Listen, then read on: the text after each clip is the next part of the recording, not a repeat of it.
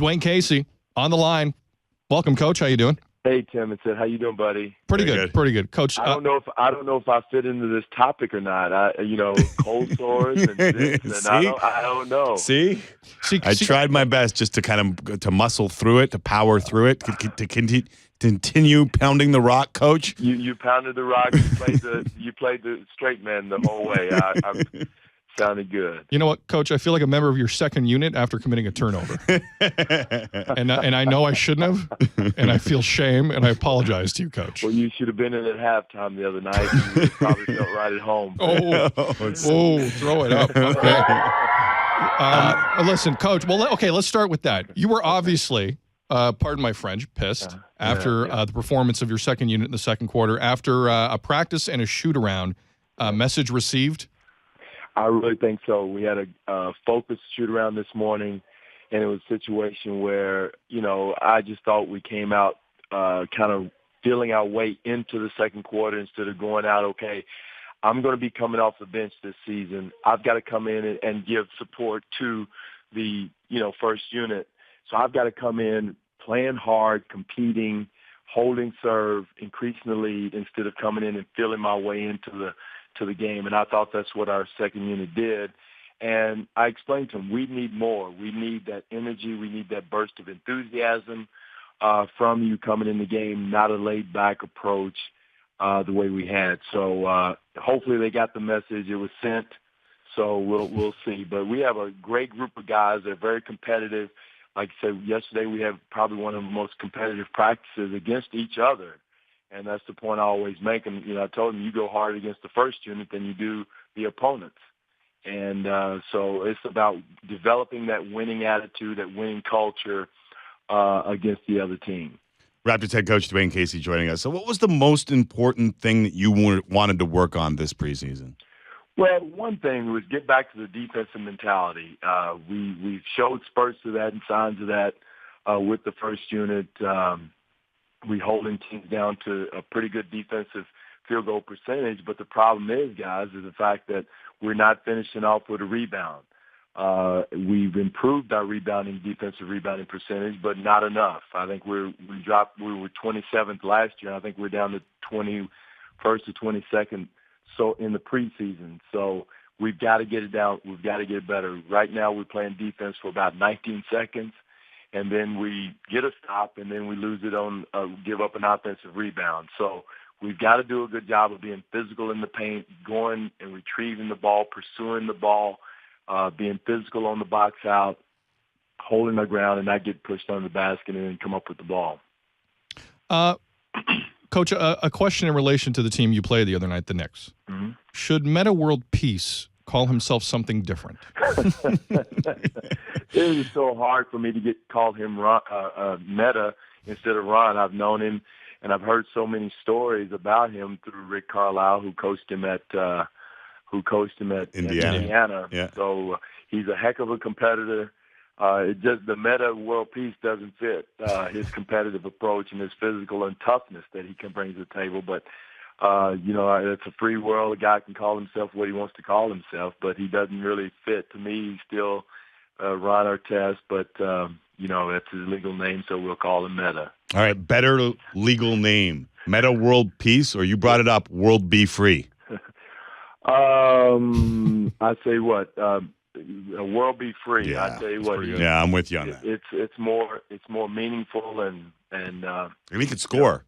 And he could score. Definitely. He could score. I tell you what, people forget how good he was as far as the score was concerned. Raptors head coach Dwayne Casey, Be Free, here on Tim and Sid, Sportsnet 590 The Fan and 360. Dwayne, I know that the Tyler Hansbrough, Ron Artest, let's just call him Ron Artest, incident was, we're having fun with it. But it's in a way, and going back to hearing yourself talk throughout the offseason and Masai Ujiri when he got here, it's a bit of a microcosm for stuff you want to change, isn't it? No question. And that people, to me, it was a big issue just because of the fact we're trying to set that tone. We want to get away from the tone that, hey, teams can come into Toronto and just push us around, get offensive rebounds, drive to the basket without getting touched, and have a day off at the office. And we've worked hard on that sending that message every time we walk on the floor, and doing it without fouling. There's ways you can do that without fouling or getting in foul trouble, and that's one thing Tyler does. You know, he creates contact. He doesn't back down, and he sets that tone, and I think he gives everybody else confidence that they can do the same thing. So that's the way we want to play. We want to play hard. We want to play clean, but we don't want to back down from anybody. And so Tyler exemplifies every part of that we want to do, and I think Meta, he got the message, you know, coming in there. Did you know that he tweeted after the game saying that you guys were a tough group? I didn't know that. I did not know that, and someone had mentioned that he had, and it was a compliment to really Tyler and the way we're trying to set the tone. And along with being tough, we want to create a winning environment. We want to finish it up with a win and develop in winning ways, because at the end of the day, that's what our ultimate goal is to win. But the way to do that, you've got to be tough. You got to be tough-minded. When you face adversity, you got to bounce through it. And that's something, and it's beautiful to watch DeMar DeRozan grow, because he's developing that. Now we got to get JV to grow in that mentality, and Terrence Ross, our younger players, because they're going to be getting minutes on the floor, and they've got to follow that lead. Coach, I mean, Tim and I, we grew up in the city, so we know the fans in the city can fall in love with a hard-nosed lunch bucket guy very quickly, and you don't have to be in the city long to know that. We're all getting the impression Tyler Hansbrough is going to be a hit. Oh, people are going to love it, because what you see is what you get. I mean, that doesn't change. He's that way 24/7 every day in practice, shoot around, walk in the lunchroom. He's that no nonsense, no bullcrap approach, and that's what you want. And it's contagious. You know, when you come to practice and go against Tyler, you don't have a day off. And I think Amir's finding that out. Jonas is a great thing for Jonas to go against someone like Tyler every day. And so he goes on one side, he has Jamal McGlure hitting on him, and the other side he's got Tyler Hansbrough. So he feels like he's in a street fight every day in practice. So that's a great experience for him to be able to do that. But fans are going to love Tyler, and hopefully it's contagious and a lot of other people catch what he has. Obviously, it's important moving forward for DeMar to grow, for Jonas to grow too, but Rudy Gay, for a couple different reasons, and most obviously his contract situation, is a key to this season. Last year he shot a career low from the floor. Have you seen the Rudy Gay that shot at least 45% in 4 straight seasons in a Raptors uniform yet? Well, I think one thing that he's going to do is be more comfortable in offensive sets. And like I told him today, we haven't completed putting in all the sets for him, because one thing I want to do is make sure we get DeMar going. We want to get Jonas going. And you don't want to show all of your sets in preseason where everybody can game plan for him the first month of the season. So we put in some skeletal things, and but he will be more comfortable this year as far as where he gets the ball, where he's getting the shots. And coming in midstream last year, you're lost offensively and lost defensively because of not having a rhythm with the team. And from that, but starting with training camp, he's developing that rhythm. So his shooting, I think, is going to improve. I think he's getting more comfortable with the added muscle that he's put on as far as his conditioning is concerned. So all those things put together should give us a good year out of Rudy. We need him. We need his offensive productivity.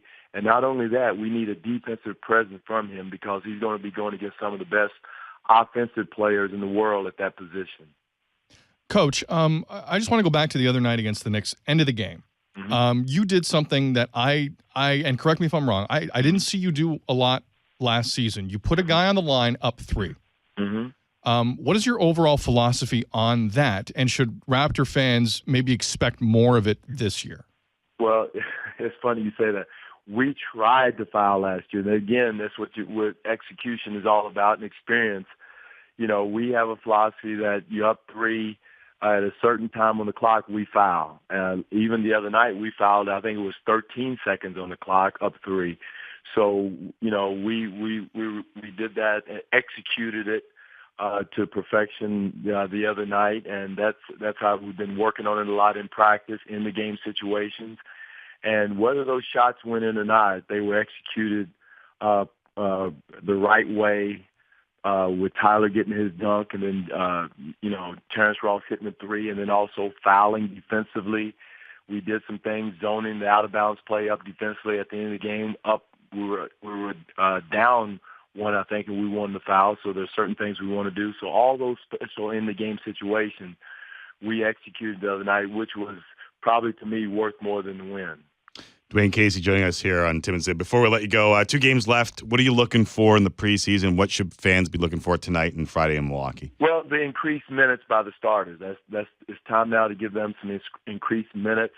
Now, whether they go over into the fourth quarter, but we want to ramp their minutes up definitely tonight and also on Friday against Milwaukee to give them a rhythm of playing bigger minutes and possibly going into the fourth quarter and seeing how the body feels as far as closing the game. I think that's the most important thing. And increase our defensive rebounding. We've got to do a better job of defensive rebounding. The first couple of games, our goal was to cut down the turnovers. We've done that. We've increased our assists. So now it's over the defensive rebounding area. So increased minutes by the starters and seeing what we do on the boards against a very physical, hard-playing interior team like Memphis tonight. Do I remember correctly, or is one of your teams playing in the World Series tonight? You don't even have to ask. The Cardinals are there. Wainwright is going to have a big night tonight, and hopefully Cardinals come away with the World Championship. But they've been my team ever since I was a little kid listening to KMOX over in Western Kentucky. Harry Carey and Jack Buck. Nice. Were calling the games and grew up listening to those guys. So I've always been a Cardinal fan. Not as much after I left Kentucky, but still I'm a Cardinal fan at heart. Those are 2 voices you can fall in love with, though. Yes. Coach, the baseball playoffs, actually this entire season has taught me one thing. I got a tip before we let you go. Okay. Make all your guys grow beards. I did that last year and didn't work. So. No, it's a different time. You're going to win like so many games if you just have them grow beards. Well, we'll work on that, guys. But I want to say one thing. I want to let you guys know the appreciation I have of you two of being basketball fans. You get on my butt. I deserve it. But, growing the basketball interest and the love of the game here in Toronto, which I understand and love hockey too, but I know we're in a hockey city. I know you two guys are basketball fans at heart, and I love and appreciate that about you. Appreciate it, Coach. Stop it, Coach. Please go on. No. Thanks, Coach. We always respect your time, and we thank you for coming on today. Thank you, buddy. Thank you, Tim and Sid. All right, bye-bye.